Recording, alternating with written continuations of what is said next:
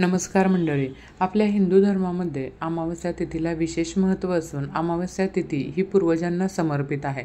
त्याचबरोबर या दिवशी माता लक्ष्मीची सेवा केल्यानं माता लक्ष्मीचा देखील आशीर्वाद आपल्याला लाभतो. या अमावस्येच्या दिवशी पितरांच्या आत्म्याच्या शांतीसाठी विशेष पूजा दान केलं जातं. असं म्हणतात की या दिवशी पूर्वज आपले पृथ्वीवर येतात आणि त्यांच्या वंशजांना आशीर्वाद देतात. म्हणूनच अमावस्येच्या दिवशी पितरांची पूजा करणं, तर्पण करणं आणि पिंडदान करणं अतिशय महत्त्वाचं मानलं जातं. या दिवशी पितरांच्या शांतीसाठी काही उपाय केल्यानं घरात सुखशांती कायम टिकून राहते. पितृदोष असल्यास या दिवशी विशेष पूजा केल्यानं आपल्याला पितृदोषापासून मुक्ती मिळते.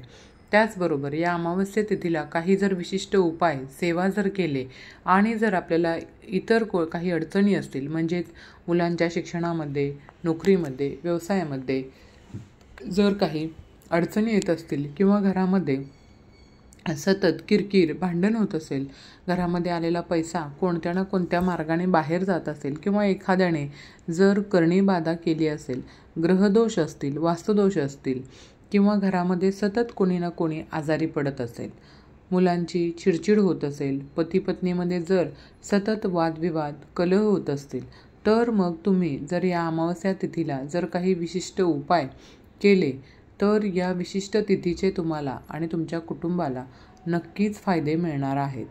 आणि त्याबरोबरच माता लक्ष्मीचा देखील कृपा आशीर्वाद तुम्हाला प्राप्त होणार आहे.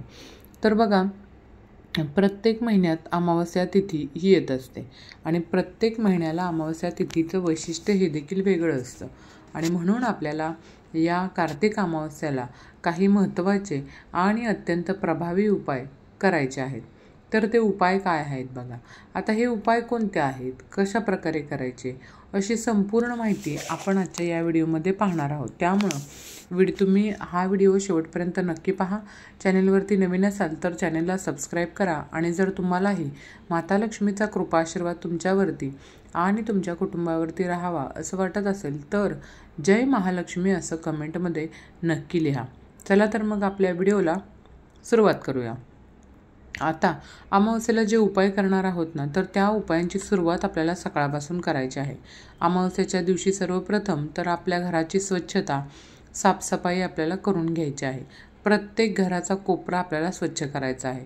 ज्या ठिकाणी स्वच्छता असते, साफसफाई असते, त्या ठिकाणी माता लक्ष्मी नेहमी वास्तव्य करत असते आणि त्या घराची भरभराट ही नेहमी होत असते. त्या घरामध्ये कधीही कलह होत नाही, सुखशांती नांदते. आणि म्हणूनच घराची स्वच्छता आपल्याला या अमावस्येच्या दिवशी सर्वप्रथम करून घ्यायची आहे.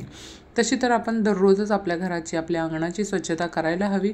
त्यानंतर आंघोळ करताना आंघोळीच्या पाण्यामध्ये कुटुंबातील प्रत्येक व्यक्तीने पाण्यात चिमूटभर हळद, थोडेसे खडे मीठ आणि जर पंचगव्य असेल तुमच्याकडे तर अतिशय उत्तम, आणि नसेल तर मग चिमूटभर हळद आणि थोडंसं खडे मीठ घ्यायचं आणि ते आंघोळीच्या पाण्यामध्ये टाकायचं आहे.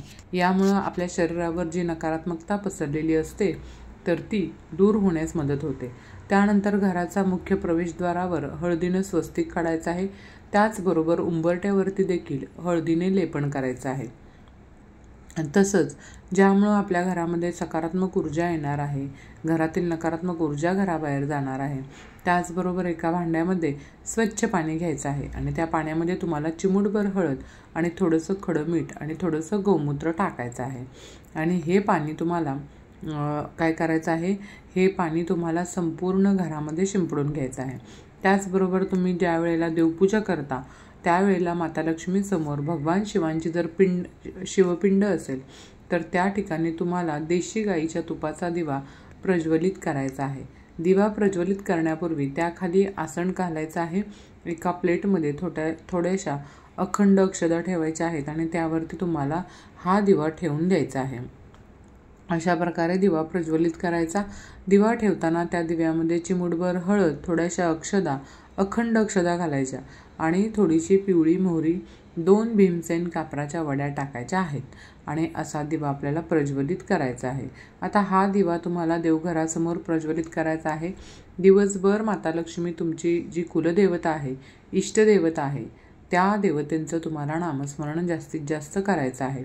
तुमच्या कुंडलीमध्ये जर कालसर्पदोष असेल तर तो दूर करण्यासाठी तुम्हाला चांदीचा एक नागिन तयार करून घ्यायची आहे चांदीमध्ये, आणि सकाळी स्नान झाल्यानंतर आपल्या देवघरामध्ये हे नागिन ठेवून त्यांची विधिवत अशी पूजा करायची आहे.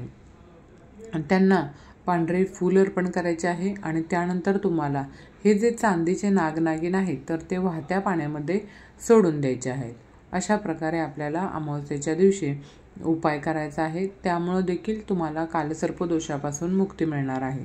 त्याचबरोबर कालसर्पदोष असलेल्या व्यक्तीनं अमावस्येच्या दिवशी जवळपासच्या एखाद्या योग्य ब्राह्मणाला किंवा पुजाऱ्याला घरात बोलवून शिवपूजन किंवा हवन करायचं आहे.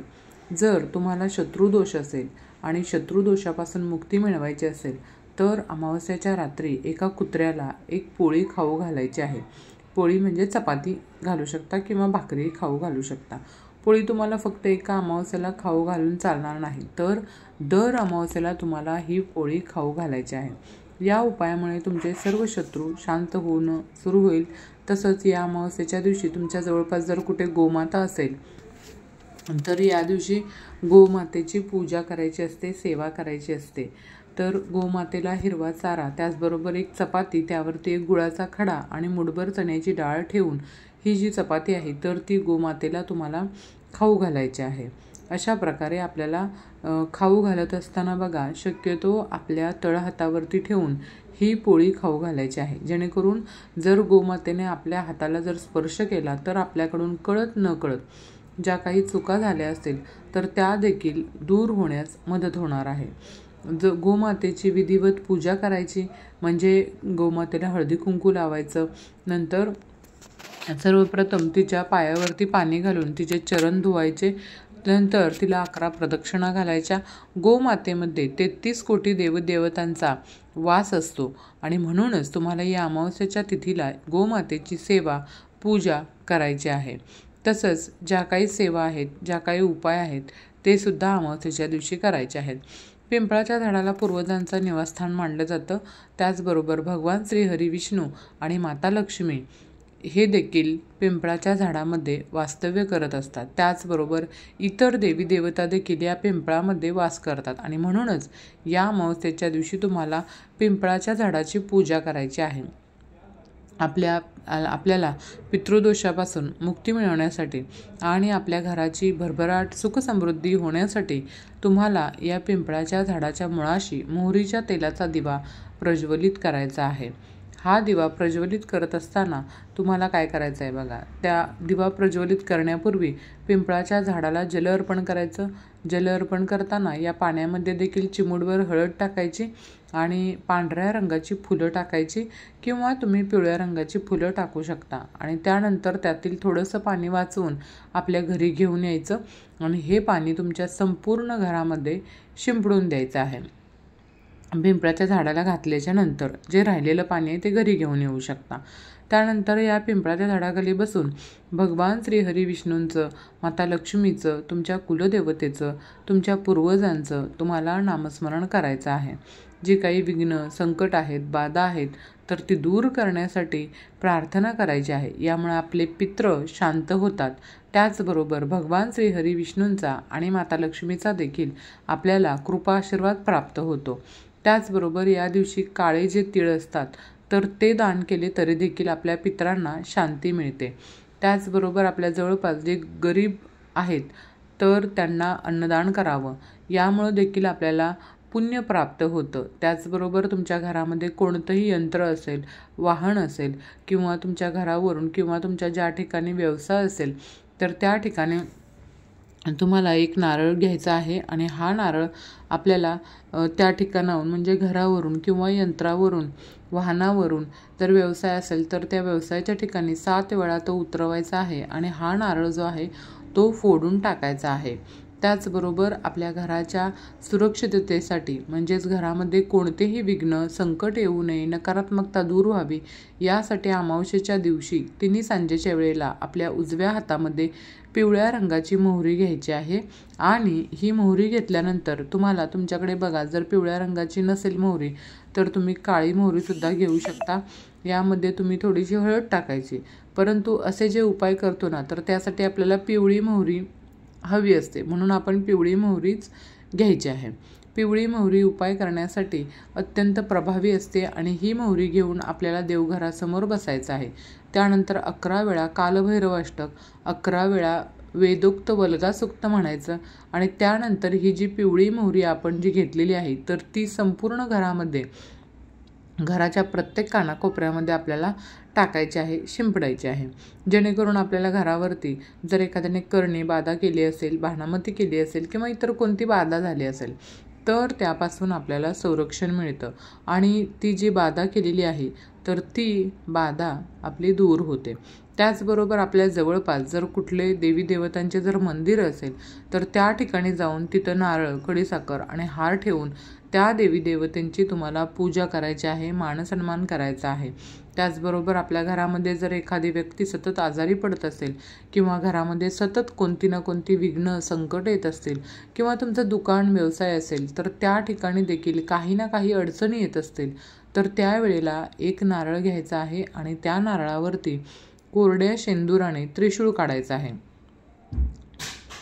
किंवा तुम्ही स्वस्तिक काढलं तरी देखील चालेल. आणि त्यानंतर आपल्याला त्या दुकानावरून किंवा आजारी व्यक्तीवरून किंवा तुमचा ज्या ठिकाणी व्यवसाय आहे त्या ठिकाणी हा नारळ 7 वेळा उतरवायचा आहे आणि तो वाहत्या पाण्यामध्ये तुम्हाला सोडून द्यायचा आहे, विसर्जन करायचं आहे.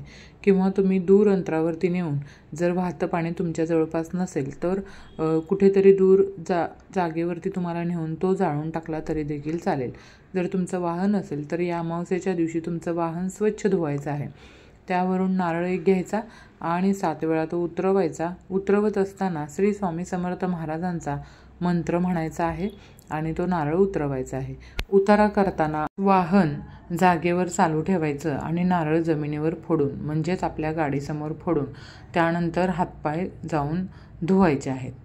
त्याच्यानंतर बघा श्री स्वामी समर्थ महाराजांना जाऊन मुजरा करायचा आहे.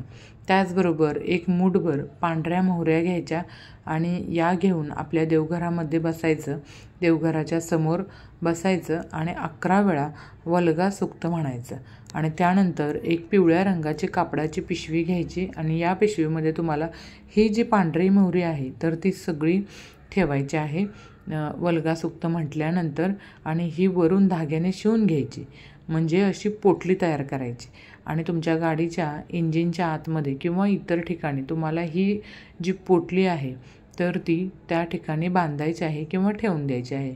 त्याचबरोबर तुमचं दुकान, घर, ऑफिस किंवा कारखाना किंवा इतर व्यवसायाचं ठिकाण असेल तर त्या ठिकाणी तुम्हाला नारळ आणि गोरक्ष चिंच किंवा कोहळा या अमावस्येच्या दिवशी बांधायचा आहे.